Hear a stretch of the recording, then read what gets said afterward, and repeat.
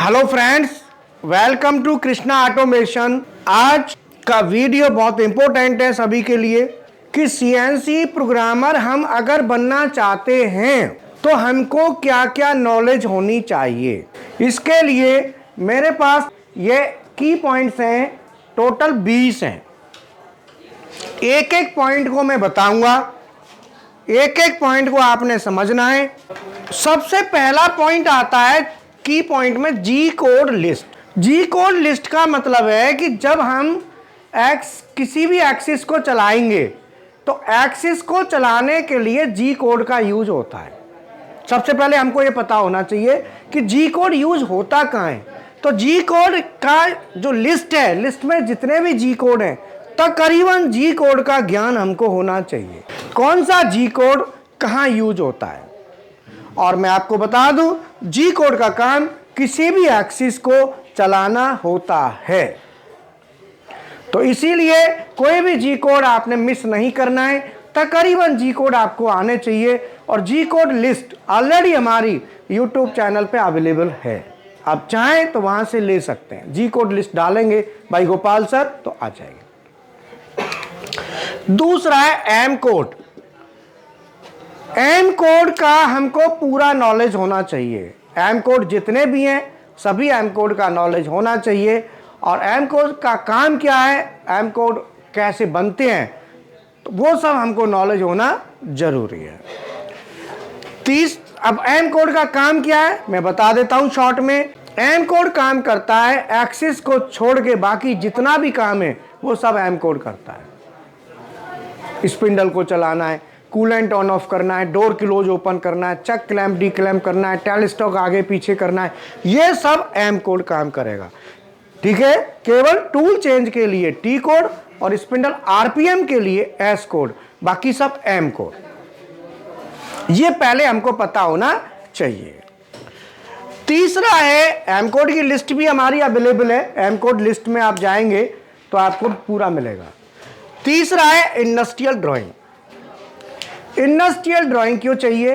क्योंकि हमें प्रोग्रामिंग करनी है तो हमें ड्राइंग ही नहीं आती, ड्राइंग पढ़ना ही नहीं आता, तो हम प्रोग्राम तो बनाएंगे लेकिन ड्राइंग के आधार पर नहीं बना पाएंगे। तो कंपनी प्रोग्रामर तभी मानेगी जब हम ड्राइंग के आधार पर प्रोग्राम बनाएं। तो कम से कम 10, 20, 30 ड्राइंग हमारे सामने इंडस्ट्रियल होनी चाहिए।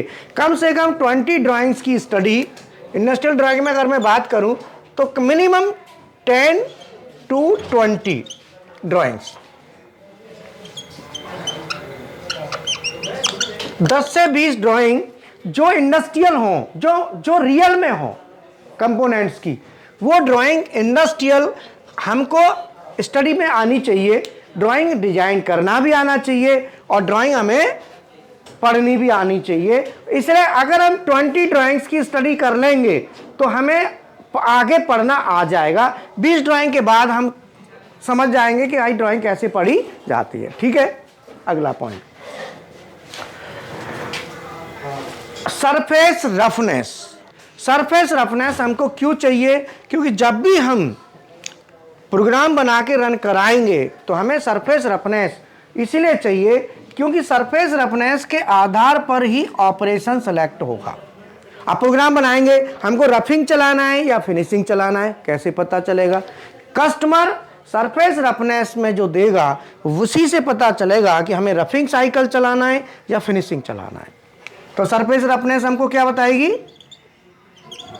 रफिंग और फिनिशिंग। और क्या क्या ऑपरेशन हमें करनी है। जो आरए वैल्यू सरफेस रफनेस में किस पे आधार पर डिफाइन करेंगे? R A and R Z. R A और आर जेड का हमको नॉलेज होना जरूरी है।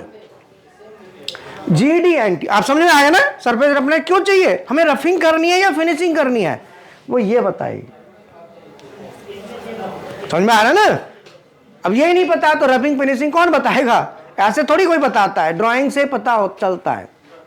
जीडीएनटी सिंबल्स, जीडीएनटी का हमको नॉलेज होना चाहिए। जीडीएनटी में ओवलिटी और रनआउट ये ज़्यादातर आता है, वैसे कंसेंट्रिसिटी भी है। जितने भी जीडीएनटी में हमारे 14 सिंबल्स हैं, कंसेंट्रिसिटी, रनआउट, सिलेंड्रिसिटी, सर्कुलरिटी और तुम्हारा ये फ्लैटनेस और ये जितने भी सिंबल हैं, स्ट्रेटनेस, पैरेलिज्म, परपेंडिकुलरिटी, एंगुलरिटी, 14 टोटल 14 का नॉलेज GD&T सिंबल्स में 14 आते हैं, 14 का पूरा नॉलेज हमको होना चाहिए, डिफिनेशन आनी चाहिए। टॉलरेंस हमें इसीलिए चाहिए कि जब हम प्रोग्राम बना के रन कराते हैं तो एक प्रोग्रामर को ये होना चाहिए कि प्रोग्राम में अगर कोई कमी बेसी आ रही है तो वो टॉलरेंस के अंदर ही साइज को मेंटेन करे। तो टॉलरेंस हमें चाहिए होती है काय के लिए, साइज के लिए, कि हमें जो साइज रिक्वायरमेंट है कस्टमर की, साइज वही साइज बन रहा है या नहीं बन रहा। तो साइज में जो छूट दी जाती है वो टॉलरेंस होती है। तो डायमेंशन जो बनाएंगे वो डायमेंशन रिक्वायरमेंट में को मीट कर रही है या नहीं कर रही, वो टॉलरेंस से ही हमें पता चलेगा। टेपर कैलकुलेशन, इंडस्ट्री में सबसे ज़्यादा कैलकुलेशन टेपर और रेडियस, ये दो चीज़ ऐसी है इसकी अच्छी खासी स्टडी होनी चाहिए, अच्छी खासी। टेपर कैलकुलेशन और रेडियस, ये पूरा जैसे टेपर है, टेपर आपका टेपर हो गया, चैम्फर हो गया। टेपर कैलकुलेशन इसमें मैं लिख देता हूं टेपर एंड चैम्फर। टेपर और चैम्फर का पूरा कैलकुलेशन हमको आना चाहिए, बहुत जरूरी है। फिटमेंट में काम आता है, चैम्फर भर हटाने के लिए, तो चैम्फर में ऐसा कोई ज्यादा इशू नहीं है, बट टेपर में परफेक्शन जरूरी है। रेडियस कैलकुलेशन, रेडियस हमारे कई तरह के होते हैं, जैसे हमारा simple radius, critical radius, bore radius, ratio radius, radius पर radius, tangent radius, radius with taper. तो इस तरीके से जितने भी तरह के रेडियस हैं उन सभी का नॉलेज हमको होना चाहिए। 5 प्रकार के रेडियस मेन होते हैं, 5 प्रकार के रेडियस आपको आने चाहिए, क्योंकि रेडियस की कैलकुलेशन टफ है। रेडियस एंड टेपर ये दोनों ही क्रिटिकल कंडीशन में होते हैं। टूलिंग की नॉलेज में इंसर्ट और होल्डर्स, इनका ज्ञान होना चाहिए। हमें रफिंग करनी है तो कौन सा टूल चलाएंगे, फिनिशिंग करनी है तो कौन सा इंसर्ट चलाएंगे, और इसका जो कटिंग पैरामीटर्स, तो कटिंग पैरामीटर मैंने कहीं लिखा नहीं है, चलो आगे लिख देता हूँ। 21 कटिंग पैरामीटर। तो इसमें जिसमें आ जाता है फीड, VC कटिंग स्पीड और RPM, ये 3 का कैलकुलेशन भी हमको आना चाहिए, ये जरूरी है। अब आता है इसमें टूलिंग हो गया। जॉस सेटिंग हमको आनी चाहिए, बहुत ज़रूरी है, एक प्रोग्रामर को आना ज़रूरी है, ऐसे ही प्रोग्रामर नहीं बनेगा। Jaws setting. मेजरिंग इंस्ट्रूमेंट में वर्नियर, माइक्रोमीटर और ये 2 हमको अच्छी तरह से आने चाहिए। और गेजेस में बोर गेज, हाइट गेज, और जो फिलर गेज आते हैं thread pitch gauge, radius gauge और स्नैप गेज, उनकी भी हमको नॉलेज होनी चाहिए। Air ring gauge, air plug gauge, वो भी हमको पता होना चाहिए। ऑटोकैड इसीलिए चाहिए कि जो ड्राइंग हम बनाते हैं, ड्राइंग से प्रोग्राम बनाते हैं, मान लो हमने कोई ड्राइंग प्रोग्रामिंग सीख रहे हैं तो हमने क्या किया, हमने स्केच बना देते हैं, भाई इसका हमें प्रोग्राम बनाना है। ये हमारे पास पीस है सपोज, अब ये पीस है, इसका हमें प्रोग्राम बनाना है। तो इसका प्रोग्राम हम बनाएंगे तो हम क्या करेंगे, ये हमने बनाया और इसको हमने प्रोग्रामिंग बनानी है। अब ये हमको क्या करेंगे, इसके कोऑर्डिनेट हम निकालेंगे। तो जब हम कोऑर्डिनेट निकालेंगे तो कोऑर्डिनेट को कंफर्म करने के लिए कि कोऑर्डिनेट सही है कि नहीं है, उसे रीचेक करना है। तो रीचेक करने के लिए हमको ऑटोकैड चाहिए। ऑटोकैड मतलब कंप्यूटर में कोऑर्डिनेट के आधार पर ड्राइंग बनाना। अब ये कोऑर्डिनेट जितने भी मैं निकालूंगा, उस कोऑर्डिनेट को डाल के फिर मैं सॉफ्टवेयर में उसकी हम स्केच बनाएंगे। क्या कोऑर्डिनेट्स के अकॉर्डिंग स्केच आ रहा है? इसीलिए ऑटोकैड का ज्ञान होना जरूरी है। और ऑटोकैड का ज्ञान होने से हमें एक फायदा और मिलेगा, हम CNC प्रोग्रामर के साथ साथ आप बहुत अच्छे कैड कैम प्रोग्रामर बन जाएंगे, क्योंकि ये प्रोग्रामिंग मैनुअल है। फिर मैनुअल के साथ साथ अगर हमें ऑटोकैड आ गया, कैड आ गया, तो कैड आने के बाद हम जो है ना अच्छे खासे एक प्रोग्रामर, बीएमसी प्रोग्रामर, सेटर और कैड कैम प्रोग्रामर बन जाएंगे। ये तो मैनुअल प्रोग्रामिंग होती है, इसके आपको कैड कैम प्रोग्रामिंग का रास्ता मिल जाएगा, जल्दी पिकअप करेंगे। इसलिए ऑटो कैड की नॉलेज होना जरूरी है, वो नॉलेज भी आप लें जिससे ड्राइंग से अगेन कोऑर्डिनेट जो आते हैं, कोऑर्डिनेट से फिर हम ड्राइंग बना सकें। 7QC टूल्स, 7QC टूल्स ये इसलिए चाहिए कि जो प्रॉब्लम्स आती हैं उन प्रॉब्लम को शॉर्ट आउट करने के लिए, क्वालिटी से रिलेटेड प्रॉब्लम्स आती हैं उनको शॉर्ट आउट करना है तो उसके लिए ये हमको चाहिए 7QC।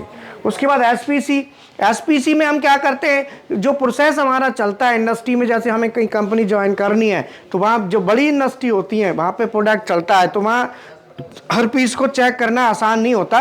वहाँ पे लॉट चेक करके ये चेक करते हैं कि हमारा जो प्रोसेस है वो कंट्रोल में है या नहीं है। तो उसमें सीपी और CPK process capability, CP process capability और सीपीके प्रोसेस कैपेबिलिटी इंडेक्स, ये दोनों हमको आना जरूरी है। ये आने से हमारी वैल्यू इंक्रीज होगी, वेटेज बढ़ेगी हमारी। MSA measurement system analysis, vernier है, बर्नियर की एरर हम जानते हैं, ठीक है बर्नियर में एरर आ रही है, प्लस माइनस आ रही है, लेकिन बर्नियर में एरर के अलावा भी बहुत होता है। मेजरमेंट सिस्टम एनालिसिस में हमारी आ जाती है बायस, लीनियरिटी, रिपीटेबिलिटी, रिप्रोड्यूसिबिलिटी, स्टेबिलिटी, ये 5 टाइप की एरर होती हैं, इनको हम MSA के थ्रू स्टडी करते हैं। तो इसलिए मेजरमेंट सिस्टम एनालिसिस, जितना भी मेजरिंग सिस्टम हम यूज कर रहे हैं उसके लिए, SPC जो हम प्रोसेस चला रहे हैं उसके लिए, ये दोनों आने जरूरी हैं। ये 3 चीज़ क्वालिटी कंट्रोल में आती हैं, ये क्वालिटी कंट्रोल का पार्ट है जिसमें ये 3 चीज़ आएंगी। ऑफसेट सेटिंग मैंने अभी लिखा है यहाँ पे, ऑफसेट इसीलिए चाहिए, ऑफसेट तो जरूरी है भाई प्रोग्रामर के लिए, ऑफसेट लेना, कौन कौन से ऑफसेट होते हैं, कितने प्रकार के होते हैं। Different types of threading, threading की भी नॉलेज होनी चाहिए अच्छी खासी। कोऑर्डिनेट निकालने आने चाहिए, जरूरी है। वैसे हालांकि कोऑर्डिनेट हम आगे ले लेते, बट यहाँ पॉइंट हमने दे दिया है। ऑपरेटिंग एंड सेटिंग नॉलेज, हम मशीन की ऑपरेटिंग सेटिंग नॉलेज होना जरूरी है। हमने प्रोग्रामिंग सीख ली कंप्यूटर पे, ऑपरेटिंग करी नहीं कभी, सेटिंग करी नहीं, तो वो कंप्यूटर की प्रोग्रामिंग कंप्यूटर में ही रहेगी। प्रैक्टिकल में जाओगे तो बहुत अंतर मिलता है। Cutting parameters, feed, cutting speed और RPM, ये कटिंग स्पीड है, ये भी हमको नॉलेज होनी चाहिए कि हमें ऑपरेशन कौन सा करना है। फिनिशिंग के आधार पे कटिंग पैरामीटर सिलेक्शन, रफिंग के आधार पे कटिंग पैरामीटर सिलेक्शन, ये हमको होना ज़रूरी है। तो ये टोटल 21 पॉइंट्स हैं, 21 पॉइंट्स हैं। इनको अगर कोई कैंडिडेट कवर कर लेता है, जिसमें ध्यान रहे कि कम से कम 20 ड्राइंग, 10 से 20 ड्राइंग जरूरी है इंडस्ट्रियल, 10 से 20 ड्राइंग के आधार पे प्रोग्राम बनाना आना चाहिए, ये जरूर ध्यान रखना। ड्राइंग के आधार पे, इंडस्ट्रियल ड्राइंग के आधार पे 10 ड्राइंग का भी आप बना लेंगे तो आप आगे जो भी आएगा ना उसे निकाल सकते हैं उस बेस पे, तो आपको एक आधार मिल जाएगा। तो मैं यही कहना चाहूँगा कि ज़्यादा समय ना लेते हुए ये मैंने पॉइंट बता दिए। अगर कोई एकदम प्रोग्रामर, बिल्कुल परफेक्ट प्रोग्रामर बनना चाहता है तो वो सभी फोकस पॉइंटों को फोकस करे तभी बनेगा। तो मेरा नंबर आप नोट कर लें 9717209241, ये मेरा नंबर है। बाकी एडमिशन के नंबर मैं दे देता हूँ। 1 तारीख से हमारा बैच स्टार्ट हो रहा है नया, तो अब जिन्होंने भी क्लासें शुरू करनी है, ऑनलाइन ऑफलाइन दोनों ऑप्शन है, जो भी क्लास शुरू करना चाहते हैं 1 तारीख से स्टार्ट है, आप ज्वाइन करें तुरंत। हाँ, तो एडमिशन के लिए नंबर है, पहले तो मैं फ़ीस बता देता हूँ। तो फीस में CNC plus BMC plus industrial, ये दोनों की मिला के 4000 रुपये है, ठीक है।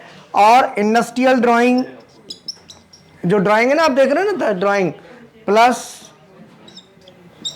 GD&T प्लस सरफेस रफनेस, आप देख रहे हैं उसमें पॉइंट आ रहे हैं, प्लस टॉलरेंस, ये सब मिला के इसकी कॉस्ट आती है 1000 रुपये। तो टोटल मिला के पड़ता है 5000, जिसमें अभी आप ऑफर आपको दिया जा रहा है CAD CAM, Delcam, AutoCAD plus Delcam, ये दोनों आपको फ्री मिल रहा है अगर आप लेते हैं तो। और दूसरा PLC ऑटोमेशन में 7 क्या पूरे 10 में की पीएलसी समझ लो। Delta, Mitsubishi, Siemens, Omron, Allen, Fanuc, Schneider, ये सब मिला मिलू के, plus VFD, servo, stepper, hydraulic, pneumatic, CNC maintenance, ये सब मिला के ये लगाओ जो हमारी कॉस्ट आती है मात्र 6000 कॉस्ट आ रही है। एडमिशन के नंबर मैं दे देता हूँ, आप उन एडमिशन के नंबर, और 1 तारीख से बैच स्टार्ट हो रहा है, ये ध्यान रखना। 33 ये 3 नंबर्स हैं, इन नंबर्स पे आप बात कर सकते हैं एडमिशन के लिए, ठीक है। और ये हमारी प्रोग्रामिंग की बुक है, सीएनसी बीएमसी प्रोग्रामिंग। ये बुक में कोई थ्योरेटिकल वैसा पार्ट नहीं है, इसमें साइकिल्स हैं, जो प्रोग्रामिंग के साइकिल हैं वो इसके अंदर अवेलेबल हैं, ठीक है ना। तो आप ये देखो, ये पूरे चैप्टर्स हैं और ये इंडेक्स में पेज वाइज दिया हुआ है, कौन से पेज पर क्या मिलेगा, ये देखो पूरा दिया है। ये सिलेबस है, ये देखो, ठीक है। तो पूरा सिलेबस हम कवर करके चलते हैं, तो बुक के आधार पे आपकी स्टडी चलेगी। इसमें पूरी एक्सरसाइज हैं, देखें सीएनसी बीएमसी दोनों के प्रैक्टिकल आपको मिलेंगे, कोई दिक्कत नहीं है। और प्लेसमेंट 100% क्या 101%, टेंशन लेने की ज़रूरत नहीं है। और रहना फ्री दिया जा रहा है, ये ध्यान रखना, ठीक है ना। और मॉर्निंग में चाय दी जाती है फ्री ऑफ कॉस्ट, उसका भी कोई चार्ज नहीं होता चाय का। और बाकी हाँ, ये ऑटोकैड का ड्राइंग बना रहे हैं बच्चे, इसको भी चालू करो ना, ये भी सामने देखो, वो देखो सामने ऑटोकैड का ड्राइंग चल रहा है। और ये बीएमसी मशीन है सामने, अभी लंच चल रहा है तो लंच में स्टूडेंट गए हुए हैं, ठीक है ना। और साथ में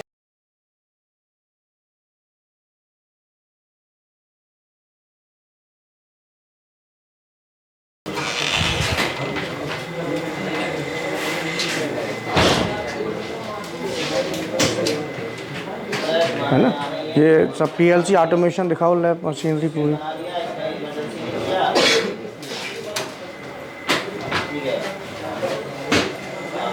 ये सही तो है, ये टेक्स्ट ये सभी लगे हुए हैं लैब में, प्रैक्टिकल्स कर रहे हैं सभी,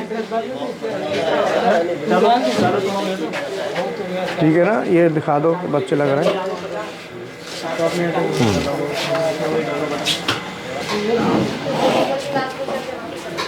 चलो ठीक है ना, ये सभी हमारा अपडेट है, ठीक है। Thank you.